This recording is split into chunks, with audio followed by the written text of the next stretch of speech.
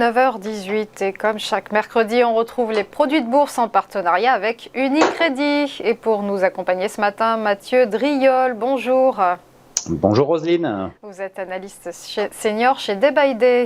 Alors avant d'évoquer une valeur et son produit boursier associé, on fait ensemble un point technique sur le CAC. Alors cet indice parisien, il a ouvert ce matin à l'équilibre, une micro-baisse de 0,05%. Donc il est toujours au-dessus des 7100 points, il caracole toujours et on n'est pas loin des 30% pris depuis le début de l'année. On a une inertie haussière assez spectaculaire sur l'indice CAC 40. Ce qu'il faut bien dire, c'est que depuis début octobre, et le test du support à 6390, la haute s'est quasiment faite en ligne droite avec au moins 4 gaps haussiers ouverts. C'est assez rare pour être signalé. Un mouvement qui n'est composé quasiment que de bougies blanches. Ça signifie que les acheteurs ont bien en main la tendance, qui ne la lâchent pas.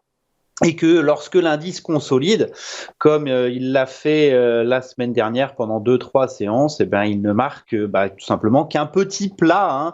Le dernier support, c'est 7015, c'est le dernier point de rebond. Et puis tant que d'une certaine façon ce niveau ne sera pas cassé, la tendance restera bel et bien haussière en lévitation. Les prochaines résistances théoriques, calculées par extension, puisqu'on a dépassé les précédents sommets, sont à 7220 et 7338. Donc pas réellement de choix, pas de signaux de vente. Donc mécaniquement, c'est une tendance haussière qui domine et qui doit se prolonger. Mathieu, on va parler de Royal Dutch Shell, la valeur que vous avez choisi de nous présenter. Alors le géant pétrolier anglo-néerlandais fait un peu sa révolution actuellement et ça lui profite bien apparemment.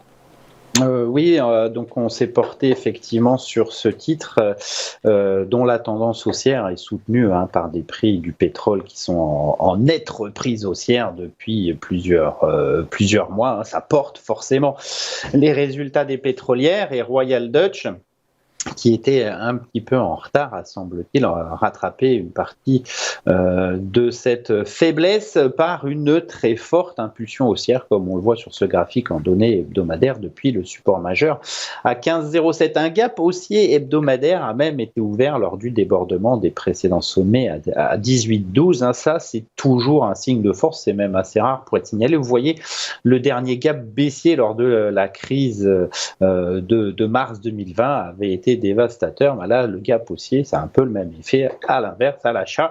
Un mouvement aussi assez spectaculaire qui a permis de former un nouveau plus haut. Alors, 2-3 petites semaines de consolidation et les cours sont revenus sur le support intermédiaire à 19,10. Une réaction haussière assez nette sur ce niveau signale que les acheteurs sont toujours présents. La tendance haussière devrait donc reprendre en direction de 22-27 au minimum dans un premier temps, peut-être plus haut plus tard à moyen terme. Alors Mathieu, cette stratégie peut se mettre en place avec quelle sorte d'objectif ? Il faut aller effectivement zoomer sur un graphique en données quotidiennes pour affiner un petit peu cette lecture. On voit bien la phase haussière impulsive de septembre-octobre très très nette et puis la correction de quelques jours et le retour sur le support à 19,01 support qui est d'ailleurs renforcé par le ratio de 38% de Fibonacci. C'est un ratio assez commun dans les tendances haussières fortes. Il contient souvent les premières phases de consolidation et peut même relancer la tendance haussière. Et c'est ce que l'on voit depuis notamment hier et le franchissement du dernier petit sommet descendant à 19,92 à l'aide là encore d'un gap haussier. Ce type de signal est à même en fait de relancer la tendance vers les précédents sommets, puis probablement vers des nouveaux plus hauts, puisque si on est effectivement dans une tendance haussière, les creux et les sommets ascendants s'enchaînent. On doit donc déborder les précédents sommets pour aller en marquer de nouveau. 22,15 semble être une cible intéressante sur cet horizon de temps journalier. Et donc, quel produit de bourse associé à votre scénario ?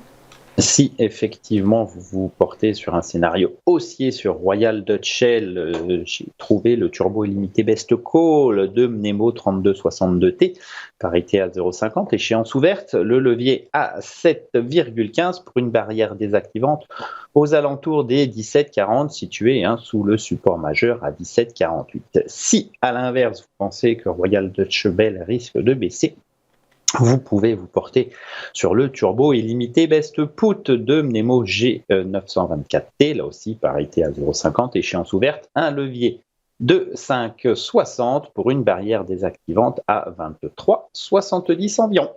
Merci beaucoup Mathieu Driol. Je rappelle que vous êtes analyste senior chez Day by Day. C'était les produits de bourse en partenariat avec Unicredit et Précision, ces produits étant très spéculatifs. L'AMF les classe catégorie 7, ils sont donc destinés aux investisseurs aguerris.